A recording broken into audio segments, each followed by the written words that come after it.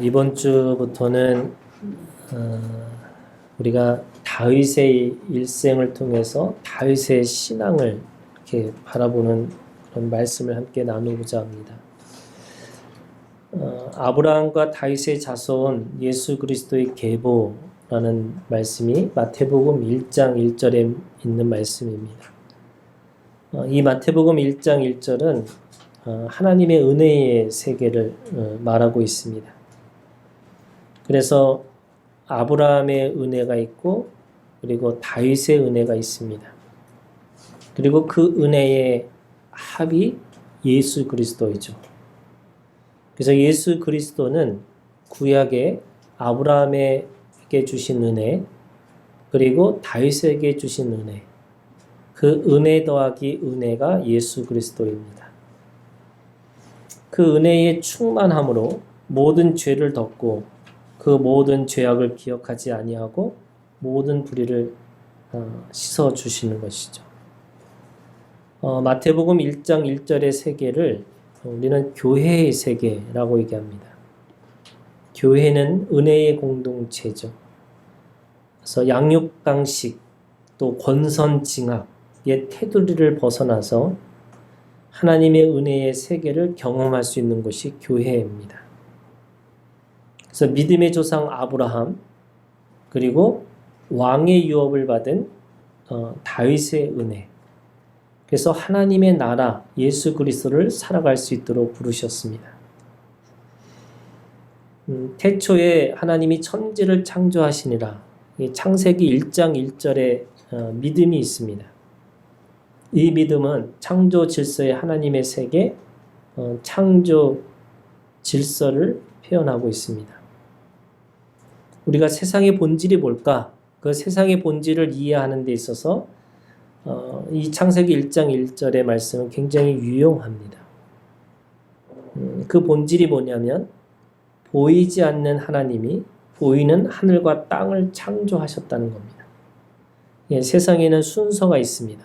보이는 것이 먼저가 아니고 보이지 않는 것이 먼저라는 거죠. 그런 의미에서 우리가 창세기 1장 1절의 믿음과 마태복음 1장 1절의 믿음, 그러니까 창세기 1장 1절의 믿음을 창조 질서의 세계, 창조 질서 세계의 믿음이라고 할 수 있습니다. 우리가 세상을 바라보고 있는 믿음이죠. 마태복음 1장 1절의 믿음은 은혜의 세계를 우리가 말하고 있습니다. 그래서 우리는 이 창조 질서의 세계와 은혜의 세계를, 두 세계를 살고 있는 우리의 사람의 모습이죠. 그런 의미에서 이 두 가지의 믿음을 가지고 있는 사람은 우리는 땅에 발을 딛고 있는 거죠. 이게 창세기 1장 1절의 믿음이죠.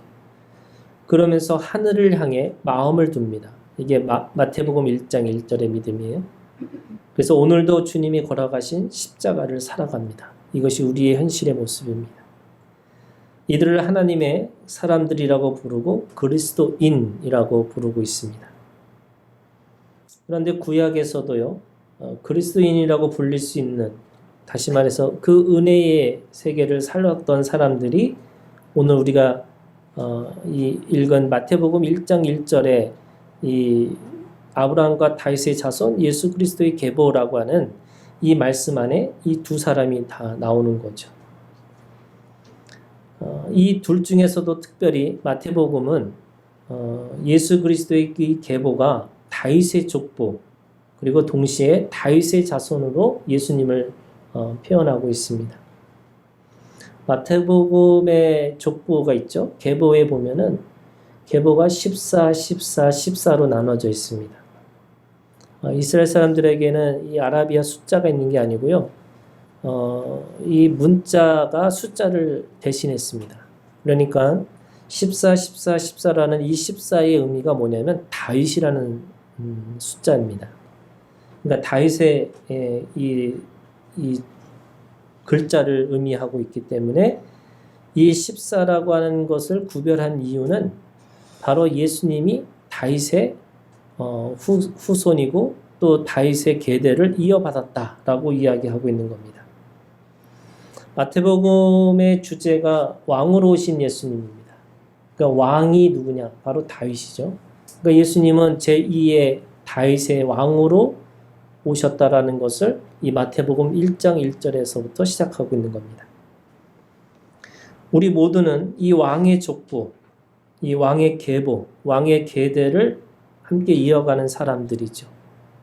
베드로전서 2장 9절에 있는 말씀에 보면 그러나 너희는 택하신 족속이요 왕같은 제사장들이요 거룩한 나라요 그의 소유된 백성이니 이는 너희를 어두운 데서 불러내어 그의 귀한 빛에 들어가게 하신 이의 아름다운 덕을 선포하게 하라심이라.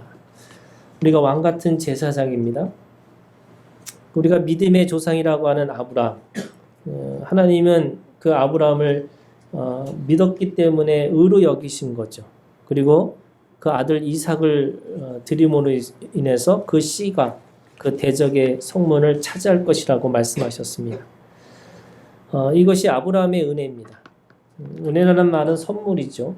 그래서 하나님이 그가 믿음으로 의를 선물로 주셨고 하나님이 그가 스스로 거룩한 행위를 멈춤으로 대적의 성문이 열리는 선물을 주셨습니다.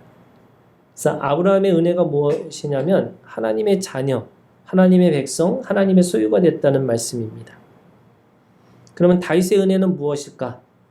여러분 사무엘하 7장 14절부터 16절에 있는 말씀인데 이것이 다윗에게 주신 약속의 말씀이고 어떻게 보면 가장 중요한 다윗의 인생의 말씀이 이 사무엘하 7장 14절부터 16절까지의 말씀입니다. 우리 한번 찾아보고 같이 한번 읽어볼까요? 사무엘하 7장 14절부터 16절까지 우리는 함께 읽겠습니다. 나는 그에게 아버지가 되고 그는 내게 아들이 되리니 그가 만일 죄를 범하면 내가 사람의 뇌와 인생의 채찍으로 징계하려니와 내가 네 앞에서 물러나게 한 사울에게서 내 은총을 빼앗은 것처럼 그에게서 빼앗지는 아니하리라. 네 집과 네 나라가 내 앞에서 영원히 보존되고 네 왕위가 영원히 견고하리라 하셨다 하라. 이 말씀이 다윗에게 주신 인생의 말씀입니다. 다윗의 은혜는 다스리는 은혜입니다. 하나님의 나라의 통치를 맡기시겠다는 은혜죠.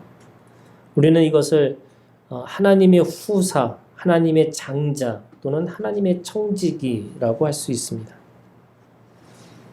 하나님의 자녀라고 하는 것은 자녀가 가지고 있는 권세가 있습니다. 그게 뭐냐면 하나님 아버지께 요구하는 믿음입니다. 자녀에게는 무엇을 먹을까, 무엇을 마실까, 무엇을 입을까 염려하지 말라고 하셨습니다. 먼저 그의 나라와 그를 구하라. 이 나라와 의는 하나님과 친밀해지고 그 친밀함으로 당당하게 하나님의 나라를 위해서 요구하라는 말씀입니다. 하나님의 보물창고에 쌓기 위해서 하나님의 성한 눈을 가지고 보기 위해서 하나님이냐 물질이냐는 주인을 섬기기 위해서 우리의 마음은 그의 의와 그의 나라를 요구합니다. 이것이 자녀의 권세입니다. 그런데 오늘 이 하나님의 후사, 이 왕의 권세가 있습니다. 요구하는 것이 아니고 하나님의 뜻과 소원과 목적을 이루기 위해서 하나님 아버지를 위한 삶으로 드리는 믿음입니다. 어린아이는 부모에게 요구하지만 다 큰 성인의 자녀는 부모를 위해서 자신의 것을 기꺼이 드립니다. 다윗의 은혜는 이 왕의 권세를 가지고 드리는 삶을 살았던 모습을 우리에게 보여주고 있습니다. 우리가 어린아이가 드리는 것도 문제고요. 다 큰 성인이 부모에게 요구만 하는 것도 문제죠. 우리는 아브라함의 은혜에서 다윗의 은혜까지 자라나야 그리스도의 장성한 분량까지 주님을 닮아갈 수 있습니다. 성경의 인물이 많죠. 그런데 그 성경의 인물은 두 가지 관점이 있습니다. 하나는 누구처럼 믿고 누구처럼 믿지 말라는 겁니다. 그것이 오늘 우리에게 하나님이 우리에게 성경의 인물들을 우리에게 주신 것이죠. 사람은 하나님 나라의 교육의 도구이면서 동시에 하나님의 동역자입니다. 그리고 그 안에 계신 하나님의 사랑, 하나님의 열심이 있습니다. 그렇기 때문에 성경의 사람들을 통해서 우리는 믿음의 과정을 깨달아야 되는 거죠. 다윗도 마찬가지입니다. 우리는 다윗을 보면서 다윗이 우리의 신앙의 본보기이지만 다윗을 우상화하면 안 되는 거죠. 다윗을 어떻게 보면 뭐든지 다 할 수 있는 슈퍼맨으로 만들면 안 됩니다. 또한 다윗을 한 번에 예수 그리스도의 완성된 모습으로 그렇게 그려져도 안 되는 거죠. 하나님이 우리에게 다윗을 주신 이유는 다스리는 왕의 은혜가 무엇인지를 알고 그 다스리는 왕권의 완성으로 오신 예수 그리스도를 드러내게 하기 위해서 그렇습니다. 다윗에게도 넘어진 부분들이 있죠. 그리고 남다른 부분도 있습니다. 하지만 그 안에서 가장 중요한 것은 하나님의 열심, 하나님의 사랑이 있었습니다. 은혜는 하나님의 열심입니다. 자신의 행위로 되어진 것이 아니고 하나님의 전적인 은혜로만 되어진 것이라면 다윗의 인생을 통해서 우리는 하나님의 사람이 어떻게 빚어지고 어떻게 세워지는지를 우리가 분명하게 알아야 할 것입니다. 그렇기 때문에 우리는 오늘 이 다윗의 인생을 공부하면서 하나님이 누구이신지를 분명하게 알아가고 하나님의 열심이 무엇이는지를 깨닫게 되는 과정이 있어야 할 것입니다. 이것이 세상의 왕과 하나님 백성의 왕의 차이입니다. 우리가 다스린다, 이게 다스린다는 뜻을 잘못 이해하면 우리는 세상의 왕이 될 수 있는 거죠. 이 다스리는 뜻은 군림하고 멋대로 지시하고 그래서 독재가 된다는 뜻이 아닙니다. 세상의 왕은 자신이 왕이기 때문에 자신이 곧 신이고 자신이 곧 나라입니다. 그래서 마음대로 하는 것을 누구도 제어할 수 없고 누구도 막을 수 없는 게 세상의 왕입니다. 하지만 하나님 앞에 그 하나님의 백성의 왕은 다릅니다. 성경에서 다스린다는 뜻은 첫 번째 생명 관계 안에서 청지기의 직분을 맡았다는 뜻이 있습니다. 여러분, 청지기는 뭐예요? 맡은 자입니다. 위임받고 위탁받은 자입니다. 자신의 것이 아니고 주인이 따로 있습니다. 하나님의 백성을 맡은 자로 하나님의 왕은 청지기의 사명을 다해야 하는 거죠. 맡은 자에게 최고의 덕목이 뭐예요? 충성입니다. 그래서 충성한다는 말은 주인의 마음을 알고 주인의 뜻을 이루고 주인의 것을 내가 책임지고 그렇게 하겠다는 겁니다.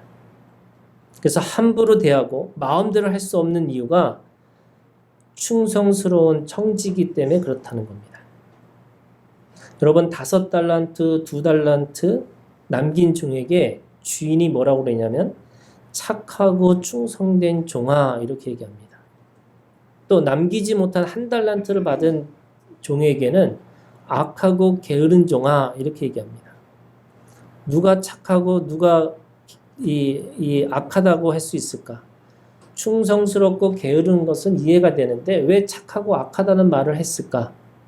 그것은 주인의 마음을 알고 모르고 그 차이가 그 안에 있습니다.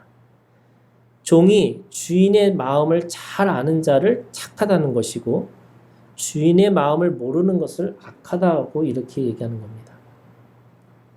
그런 의미에서 우리가 하나님 안에서 다스린다라고 하는 뜻은 청지기로 하나님의 마음을 헤아려서 하나님의 뜻을 이루는 자, 이게 하나님 앞에 이스라엘 백성을 맡은 자의 왕입니다. 이 청지기의 마음을 가지고 있는 자죠.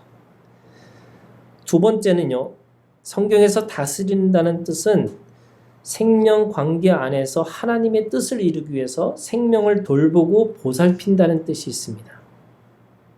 다스린다는 말이 돕는다는 의미입니다. 다스리는 자는 그런 의미에서 돕는 자가 되는 거죠. 세상의 질서로 다스리는 것이 아니고 아브라함과 다윗의 자손 예수 그리스도의 은혜로 다스리는 겁니다. 그 은혜의 각성이라고 하는 책을 보면 은혜의 사람은 조금은 버릇이 없다라는 표현이 있습니다. 은혜로 다스리기 때문에 다스리는 일이 돕는 일이 될 수 있습니다. 그럼 누구를 돌볼 것인가? 성경은 지극히 작은 자를 돌보는 일이 다스리는 자가 해야 할 일이다. 이렇게 얘기합니다. 마태복음 25장에 보면 비유로 양과 염소의 구별이 있는데 그 양과 염소의 구별에 그 지극히 작은 자에게 했느냐 안 했느냐 그 6가지가 있어요. 줄일 때 먹을 것을 주고 목마를 때 마시게 하고 나그네 되었을 때 영접하고 헐벗을 때 옷을 입히고 병들었을 때 돌보고 옥에 갇혔을 때 와서 보는 일 이것을 했느냐 안 했느냐라고 이야기하는 것이 양과 염소의 이 갈라지는 기준점입니다. 그러면 누가 돕는 자가 될 수 있을까? 이게 바꿔 말하면 누가 은혜를 아는 자가 되는 것인가? 이 돕는 자는 먼저 도움을 받아본 자이고 은혜를 베푸는 자는 은혜를 먼저 경험한 자여야 되는 겁니다. 여러분 도움을 받아본 적이 없고 은혜를 받아본 적이 없는 사람은 사실은 도울 수도 없고 은혜를 베풀 수가 없습니다. 누가복음 10장에 선한 사마리아 사람의 비유가 있죠. 율법학자가 와서 자신은 영생을 얻었기 때문에 이제 하나님 사랑, 이웃 사랑, 그래서 나에게 맡겨진 거기에 표현이 이렇게 돼 있어요. 옳게 보이려. 자신의 옳음을 위해서 내가 누구를 도와줘야 되느냐. 다시 말해서 내가 나에게 맡겨진 이웃이 누구냐라고 묻습니다. 그랬더니 그 유명한 선한 사마리아 사람의 비유가 있죠. 예수님이 선한 사마리아 사람의 이야기를 쭉 하시면서 마지막에 그 율법학자에게 묻습니다. 뭐라고 묻냐면 누가 강도 만난 자의 이웃인가를 묻습니다. 율법학자에게서 이웃은 도움을 받는 자가 이웃입니다. 내가 누구를 도와줄 것인가? 나에게 맡겨진 이웃이 누군가? 이렇게 묻는 거죠. 그런데 예수님은 뭐라고 얘기하고 있냐면 누가 강도 만난 자의 이웃이냐? 이웃이 누구예요? 돕는 자입니다. 사람들은 이웃이라고 생각했을 때 내가 누구를 도와줘야 되는가? 그래서 도움을 받는 자가 이웃이라고 생각했는데 예수님은 그 율법학자에게 뭐라고 말씀하고 있냐면 도움을 주는 자가 이웃이라고 얘기하는 거예요. 이 말이 무슨 뜻입니까? 율법학자는 자신의 영생을 확신하면서 자기의 옳음을 통해서 누구를 도와줄 것인가라고 얘기하고 있는 건데 예수님은 뭐라고 말씀하고 있는 거냐면 너가 강도에게 옷을 벗기고 때려 거의 죽게 되어 버림받은 자라는 것을 알으라는 겁니다. 이것이 섬기는 자의 자화상입니다. 예수 그리스도의 돕는 배필의 사랑을 경험해 본 사람만이 누군가를 돕는 자가 될 수 있다는 겁니다. 이웃의 예수 그리스도를 도움을 받으면서 동시에 우리 안에 예수 그리스도의 마음을 가지고 돕는 이웃으로 살아가는 겁니다. 내 자화상 안에 선한 사마리아 사람의 그 도움을 받아서 살아난 나, 그 나 때문에 또 누군가를 도와줄 수 있다는 겁니다. 그래서 율법학자에게 얘기하는 거죠. 너에게 이웃이 필요하다. 너에게 값없이 주는 은혜가 필요하다. 오늘 사무엘상 16장에 사무엘은 하나님의 사람 이스라엘 왕을 찾습니다. 거짓 왕, 세상에 왕만 있는 세상에서 왕 같은 제사장, 하나님의 사람을 찾으려고 합니다.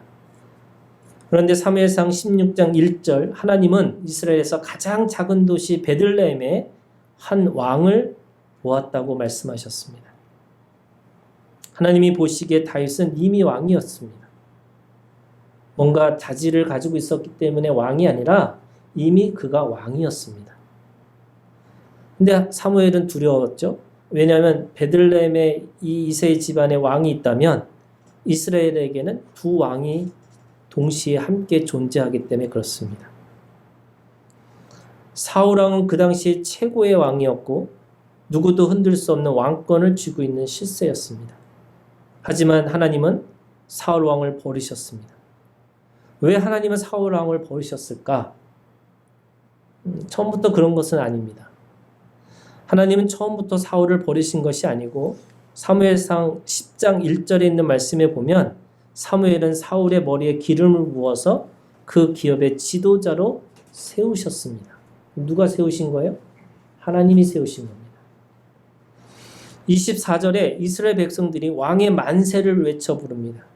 그는 왕으로 선택받을 때 겸손해가지고 짐 보따리들 사이에 숨기도 했고 성경에 있는 말씀에 보면 다른 사람보다 어깨 위만큼 크다고 했습니다. 이 말이 뜻이 왜 그렇게 썼을까를 생각해 보면 이 외모는 왕을 제대로 뽑았다는 증거가 이스라엘 백성들에게 그 증거가 되었기 때문에 그 표현을 아주 독특하게 쓰고 있습니다.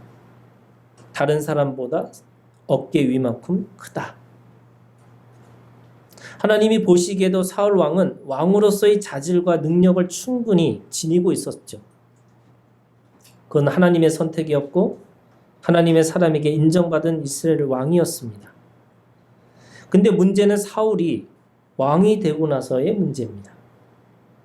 사울은 왕이 되고 나서 왕으로서의 왕의 권위를 어떻게 유지한지를 몰랐다는 겁니다. 왕권의 유지에 실패한 사람이죠. 하나님이 주신 권위를 잘못 사용한 겁니다. 15장에 사무엘상 15장에 보면 그 왕의 권위를 이 몰락한 이야기가 이 사무엘상 15장에 나오는데 하나님이 아멜렉을 치라고 얘기하시면서 모든 소유를 남기지 말라고 하십니다. 이게 짐멸 전쟁이죠. 남녀와 소아와 젖먹는 아이와 우양과 낙타와 나귀를 죽이라고 하셨어요. 그런데 15장 9절에 사울과 백성이 아각과 그의 양과 소의 가장 좋은 것 또는 기름진 것과 어린 양과 모든 좋은 것을 남기고 진멸하기를 즐겨 아니하고 가치 없고 하찮은 것을 진멸했다 이렇게 얘기합니다. 하나님의 말씀을 가치 없고 하찮은 것으로 여겼다는 의미입니다. 왕이 되고 나서 마음을 바꾼 겁니다.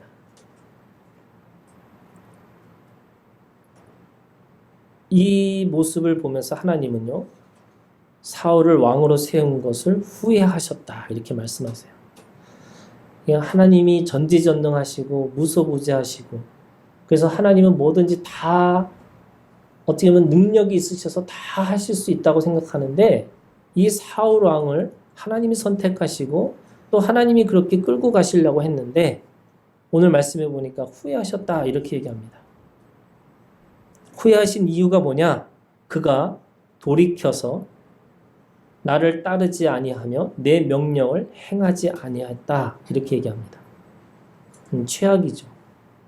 여러분 하나님의 후회 이게 참 안타까운 인생, 안타까운 생명입니다. 우리가 하나님의 후회거리가 되지 않아야 되는 거죠. 여러분 이 후회거리가 뭐냐? 하나님을 향한 마음을 돌이키는 것이고 말씀을 따르지 않는 것이고 행동을 하지 않는 것입니다. 거기다가 사울은 한술 더 뜹니다. 이 15장에 있는 말씀에 보면 자신을 위한 기념비를 세웁니다. 그리고 자신을 위해 남겨둔 재물을 가지고 하나님을 위해서 남겨두신 거라고 둘러댑니다. 그러면서 사무엘은 그 유명한 말씀으로 사울 왕을 질책하는 거죠. 뭐라고 그러냐? 15장 22절의 말씀을 보면 사무엘이 이르되 여호와께서 번제와 다른 제사를 그의 목소리를 청종하는 것을 좋아하신 것 같이 좋아하시겠나이까. 순종이 제사보다 낫고 순양의 기름보다 나으니. 순종이 제사보다 낫다. 이 말씀을 듣는 것이 뭐예요? 이게 순종인데 말씀을 듣지 않는 것이 거역인데 오히려 제사를 드리고 안 드리고를 떠나서 순종하지 않았다는 거예요. 그러면서 왜 그렇게 됐는가를 물을 때에 이제 사울 왕이 자기 자신을 너무 잘 압니다. 사무엘상 15장 24절에 있는 말씀에 보면 뭐라고 되어 있냐면 이렇게 되어 있습니다. 사울이 사무엘에게 이르되 내가 범죄하였나이다. 내가 여호와의 명령과 당신의 말씀을 어긴 것은 내가 백성을 두려워하여 그들의 말을 청종하였습니다. 왕이 되기 전까지는 하나님의 음성을 들었어요. 하나님의 말씀에 청종합니다. 귀를 기울이고 그 말씀을 따라 순종합니다. 그런데 왕이 되고 나서 이제는 하나님의 음성, 하나님의 소리보다 사람의 소리가 더 커졌다는 거예요. 사람의 말이 더 자신에게 있어서 더 중요하게 여겨졌다는 거예요.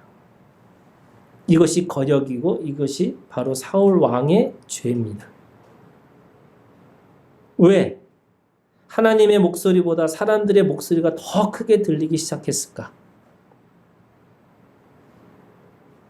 왜냐하면 자기의 자랑과 사람들의 지지로 자신의 왕의 권위를 지킬 수 있을 거라고 착각한 겁니다. 자신이 왕이 되고 나서 사람들이 다 자신을 바라보고 있는데 자신이 이 권위를 어떻게 지킬 수 있을까라고 생각하니까 사람의 소리가 더 커진 겁니다. 사람의 목소리가 더 크게 들린 겁니다. 그래서 어디까지 들리냐면 너무나 잘 알고 있는 말씀이죠. 사울이 죽인 자는 천천히요, 다윗은 만만이로다. 이게 무슨 소리예요? 비교하고 경쟁하는 소리가 들리기 시작하는 겁니다. 어쩌면 이 소리는 이미 모든 사람들에게 있어 왔죠. 그런데 유독 그것을 크게 들린 이유는 사울 왕이 자기의 권위를 지키기 위해서 누군가에게 사람들에게 있는 그것을 지키고 그 사람의 소리를 들어야지만 자신의 권위를 지킬 수 있을 거라고 생각한 겁니다. 그래서 비교의 소리가 들리기 시작하면서 자신의 권위를 스스로 지키려고 하다 보니까 뭐 하고 있냐면 왕은 다스리는 자인데 그 왕이 뭐 하고 있냐면 원수를 죽이러 다니는 것이 자신의 일생의 목적이 됩니다. 하나님의 권위를 가지고 자신을 우상화하고 자신을 보호하기 위해서 악용하고 있는 그 삶이 사울 왕의 삶이었습니다. 그래서 하나님은 왕으로 세우기 위해서 기준을 바꾸세요. 그것이 오늘 우리가 읽은 사무엘상 16장 7절에 있는 말씀입니다. 16장 7절 여호와께서 사무엘에게 이르시되 그의 용모와 키를 보지 말라. 이 용모와 키를 하나님께서 왜 보셨을까? 그것은 이스라엘 백성들에게 누구도 그 사울에 대해서 사울의 권위에 대해서 대적하지 못하게 하기 위해서 그의 용모와 키를 보셨다는 거예요. 그래서 그렇게 했는데 내가 이미 그를 버렸노라. 내가 보는 것은 사람과 같지 아니하니 사람은 외모를 보거니와 나 여호와는 중심을 보니라. 기준이 바뀌었죠. 사실은 외모와 키를 보신 것도 그 이스라엘 백성들을 위한 배려이셨어요. 그 권위를 지켜주시기 위해서. 그런데 그거 갖고 안 된다는 거예요. 용모와 키라고 하는 것이 결국에는 그 마음이 중심이기 때문에 하나님의 그 마음의 중심을 보시겠다라고 얘기합니다. 그런데 이제 성경을 다시 읽어보면요. 12절에 보세요. 사무엘상 16장 12절에 있는 말씀에 보면 이에 사람을 보내어 그를 데려오매 그의 빛이 붉고 눈이 빼어나고 얼굴이 아름답더라. 용모가 아름답죠? 이게 왜 그런 거예요? 이게 덤입니다. 덤. 그러니까 중심도 하나님의 마음의 중심이 있지만 외모도 덤으로 그냥 그 사람은 아름답더라 이렇게 표현한 거죠. 그런데 사울을 선택할 때는 외모를 먼저 보셨다는 거예요. 하나님 왜 외모를 보셨을까요? 이스라엘 백성들을 위해서. 그러면 어떻게 보면 16장 7절에 나 여호와는 중심을 보니라 할 때 그 중심이라는 게 도대체 뭘까? 사도행전 13장 22절 사도 바울이 이 다윗의 이야기를 하면서 뭐라고 얘기하냐면 이 다윗의 이 중심을 내 마음에 맞는 사람, 다시 말해서 중심이 뭐냐면 하나님의 마음과 일치한, 그 일치한다라는 것으로 설명하고 있습니다. 그럼 중심은 하나님의 마음과 일치하는 거예요. 여러분, 마음이 맞다는 말이 무엇일까요? 어떻게 여러분, 사람의 마음이 하나님의 마음하고 어떻게 일치가 돼요?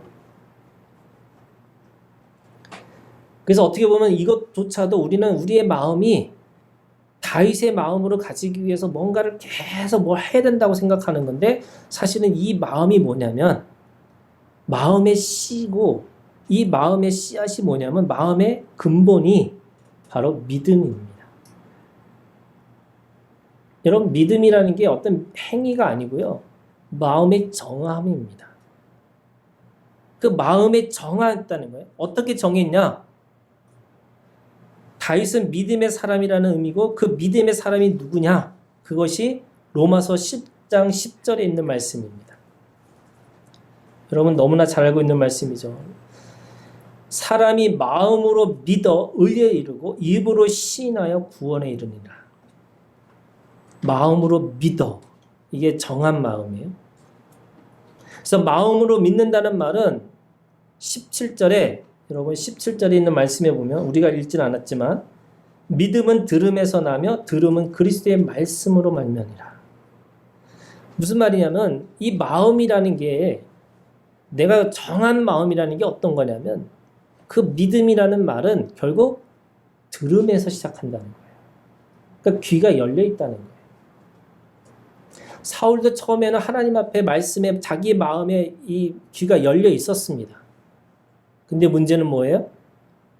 그 하늘의 소리에 귀가 막히고 이제는 사람들의 평가와 사람들이 가지고 있는 기준에 귀가 열리기 시작한 거예요.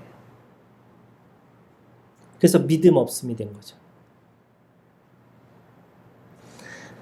믿는 사람은 마음의 귀가 열려서 하나님의 말씀을 듣는 자입니다. 그리고 그 말씀을 입으로 시인합니다. 입의 시인이 뭐냐면 예수를 나의 주인이라고 고백하는 거죠. 하나님의 말씀을 듣고 하나님이 나의 주인이라는 것을 고백하는 일이 그 마음의 중심에 있다는 거예요. 그래서 사도 바울은 내 마음에 합한 자, 하나님이 말씀하셨다는 말입니다. 그 마음의 어떻게 보면 정함, 이 마음이 정했다는 게 뭐냐면요, 마음의 한계, 마음의 구별, 마음의 중심이 분명해졌다는 겁니다. 듣고 순종하는 믿음의 한계가 뭘까? 여러분, 이게 왜 사울 왕처럼 흔들리는 마음이 왜 생겼을까? 왜 사람의 소리가 크게 들리고 비교하고 경쟁하는 말들이 크게 들렸을까? 우리는 그게 어떻게 보면 우리는 이거 어떻게 해야 될 것인가에 대해서 이야기할 때 오늘 사도 바울이 얘기합니다. 그것이 마음의 정함이 뭐냐, 마음의 한계가 뭐냐라고 할 때 로마서 10장 6절부터 7절까지가 그 마음의 정함에 대해서 설명하고 있고 정의를 내리고 있습니다. 6절 있는 말씀에 보세요. 로마서 10장 6절입니다. 믿음으로 말미암는 의는 이같이 말하되 내 마음에 누가 하늘에 올라가겠느냐 하지 말라. 자, 우리에게 마음의 정함이 있는데 그 정함의 한계를 어떻게 정하냐면, 첫 번째 6절에 있는 말씀에 보니까 우리가 하늘에 올라가는 마음이 있다는 거예요. 있죠? 우리 마음이 계속 높아져 가지고 어디까지 가냐면, 하나님이 나에게 이 세상을 다스리는 능력을 주셨다라고 하는 하늘까지 올라가는 마음이 있어요. 7절에 있는 말씀에 보세요. 7절은 누가 무저갱에 내려가겠느냐 하지 말라. 이 무저갱에 내려간다는 게 뭐냐면 인생에서 내 마음이 바닥을 치는 겁니다. 바닥 칠 수 있죠? 네. 그러니까 바닥 치는 이 절망의 순간에 내 마음이 있다는 거예요. 그러면 내 올라가는 마음이 있고 완전히 까부러지는, 내가 어떻게 할 수밖에 없는 그 마음이 있는데, 이 마음 속에서 어떻게 해야 되느냐? 6절에 있는 말씀에 누가 하늘에 올라가기는 하지 말라 하니 올라가겠다 함은 그리스도를 모셔 내리려는 것이다. 그 하늘에 누가 계세요? 그 하늘에 누가 계세요? 예수님이 계세요. 그럼 예수님이 계시다는 게 무슨 말일까요? 우리가 올라가서 내가 하나님의 자녀고 내가 하나님이 나를 왕으로 이 세상을 다스리게 만드셨다고 하는 굉장히 어떻게 보면 큰 마음, 어떻게 보면 진짜 하나님과 같은 마음을 내가 주셨는데 그 안에 누가 계시네요? 예수님이 계세요. 예수님이 계시다는 말은 뭐냐면 예수님이 왜 오셨냐? 우리가 죄인이기 때문에 오신 거죠. 우리가 죄인이 아니면 예수님은 오실 필요가 없어요. 그러니까 그 안에 누가 계세요? 예수님이 계시기 때문에 우리가 마음이 올라가고 교만해지고 계속 교만해지는 순간에 누가 있어야 되냐면 예수님이 계시다는 거예요. 그때 뭘 깨달아야 돼요? 내가 죄인이라는 걸 깨닫는 거예요. 내가 아무리 높아지는, 그래서 모든 사람이 나를 우러러보고 나를 경외하고 나를 뭔가를 막 칭찬한다 할지라도 내가 예수 그리스도 그분이 우리한테 오신 이유는 내가 죄인이기 때문에 오셨기 때문에 나는 죄인입니다 라고 하는 것을 깨닫고 있어야 된다는 거예요. 그러면 무저갱에 내려갈 때는요. 무저갱에 내려가고 또 내려갔더니 거기 누가 계세요? 예수님이 계세요. 왜 예수님이 거기 계세요? 하나님이 죽으셨어요. 하나님의 아들이 죽으셔서 죽은 자와 함께 계셔요. 왜 계세요? 우리를 구원하시기 위해서. 우리를 자녀 삼으시기 위해서 예수님이 그 무저갱까지 죽은 자 그 속에까지 그 가운데까지 그곳에 계신 거예요. 그러면 우리가 마음을 내려가고 절망할 때마다 뭘 깨달고 있어야 돼요? 우리가 하나님의 자녀라는 것을 깨닫고 있으라는 거예요. 이것이 마음의 한계예요. 내가 아무리 높아도 하나님 앞에 죄인이고 내가 아무리 밑바닥에 간다 할지라도 내가 하나님의 자녀라는 거예요. 근데 세상의 왕은 이걸 거꾸로 해요. 어떻게 거꾸로 해요? 높아지면 내가 하나님의 자녀인 것처럼 내가 하나님인 것처럼 착각하고 내려가면 내려가서 자기는 죄인이라는 걸 깨닫으면서 맨날 자기가 죄라는 걸 깨닫고 있는 거예요. 이거 하지 말라는 거예요. 그 안에 누가 있으셔야 돼요? 예수님이 있으셔야 돼요. 아무리 높아져도 그 안에 예수님이 계시고 아무리 낮아져도 그 안에 예수가 계셔야 돼요. 그러면 여러분 13절에 있는 말씀에 뭐라 그래요? 누구든지 주의 이름을 부르는 자는 구원을 받으리라. 아멘. 여러분 우리가 어떤 상황, 어떤 사건, 어떤 사람을 만나든지 그 안에 누가 계세요? 예수 이름을 부르는 거예요. 예수 이름을 부를 때마다 내가 겸손해지고 예수 이름을 부를 때마다 내가 하나님 앞에서 자부심도 있고 자존감을 지키고 살아갈 수 있는 거예요.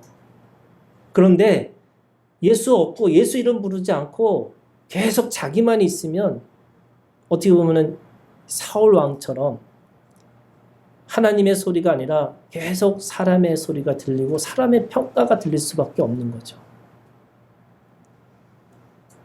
그런 의미에서 여러분 예수 이름을 부르는 자 구원을 받으리라. 그래서 무슨 말이에요, 여러분? 다윗의 마음에는 예수 이름을 부르는 마음이 있었다는 거예요. 다윗의 그 마음의 중심에는 예수 그리스도 그분이 그렇게 살아 계셨다는 거예요. 그래서 여러분 다윗에게는 어떤 상황, 어떤 곳에 있을 때마다도 예수 이름을 부르는 자, 그 믿음의 능력을 사람들에게 보여주고 있는 거죠. 여러분 이야기라는 거는 우리가 상상을 해보는 거예요. 다윗은 형제들 가운데서 여러분 막내입니다. 8번째 아들이에요. 작은 자로 태어났고요. 가족 가운데서 누구에게도 기억하지 못할 만큼 취급을 받고 살았습니다. 왜냐하면 여러분 제사가 얼마나 중요한 겁니까? 어떻게 보면 하나님 앞에 제사를 드리는데 7 아들까지 다 왔는데 이 다윗은 오지도 않았습니다. 왜 안 왔어요? 부르지 않았으니까. 저도 막내인데요. 저희 형님이 24살 차이 나는데 저는 우리 집에서 한 번도 제 목소리를 내본 적이 없습니다. 목소리를 내보고 싶어도 저한테 묻지를 않아요.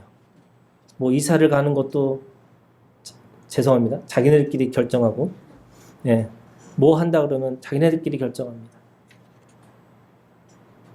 친척들이 누군지도 정확하게 저는 잘 몰라요. 예, 누가 결혼한다, 친척 결혼한다 그럼 다 형님이 가시죠. 예, 저는 뭐 결혼하는지 누가 누군지 누가 사촌인지 누가 팔촌인지 잘 몰라요.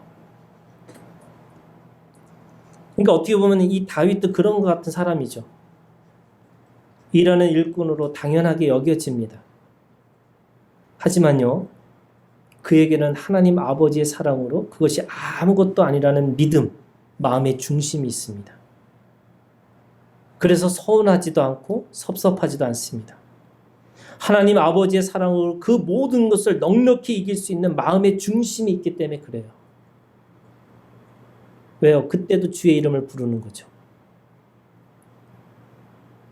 모든 가족 안에서 자신의 왕따라고 생각하는 그 마음 안에서도 자기 안에 예수 그리스도를 부르는 이름이 있어요. 주님이 나와 함께 하시기 때문에. 그래서 내가 사망의 음침한 골짜기를 간다 할지라도 내가 그 안에서 해를 당하지 않는 것은, 해를 두려워하지 않는 것은 주님의 막대기와 지팡이가 나를 안위하신다, 나를 위로해 주신다는 그 믿음이 그 안에 있어요. 또한요, 다윗은 양을 지키는 자입니다. 하나님과 자신의 관계를 목자와 양의 관계로 잘 알고 있었습니다. 그래서 목자는 그의 이름을 알고 앞서 가시고요, 양은 그의 음성을 듣고 뒤따라갑니다. 힘들고 어려운 일이 벌어진다 해도 그의 지팡이와 막대기가 그를 안위해 주실 것을 분명하게 확신하기 때문에 다윗은 어떻게 보면 사무엘이 와가지고 기름 부으심을 할 때 그걸 떳떳하고 당당하게 그 기름 부으심을 받습니다. 자신이 저는 너무나 부족합니다. 저는 아닙니다. 이게 겸손한 것처럼 보이지만 어떻게 보면 겸손을 가장한 자신의 의입니다. 우리가 알고 있는 것처럼 다윗은 굉장히 말이 많은 사람이었어요. 여러분 시편에 있는 말씀의 거의 절반이 다윗의 노래입니다. 그렇게 말 많은 사람이 사무엘 16장에 오늘 이 기름 부으심 받을 때 한마디도 안 합니다. 왜요? 하나님이 목자이시고 자신은 양이라고 하는 자기의 존재를 분명히 알기 때문에 거기에 그냥 머리를 숙입니다.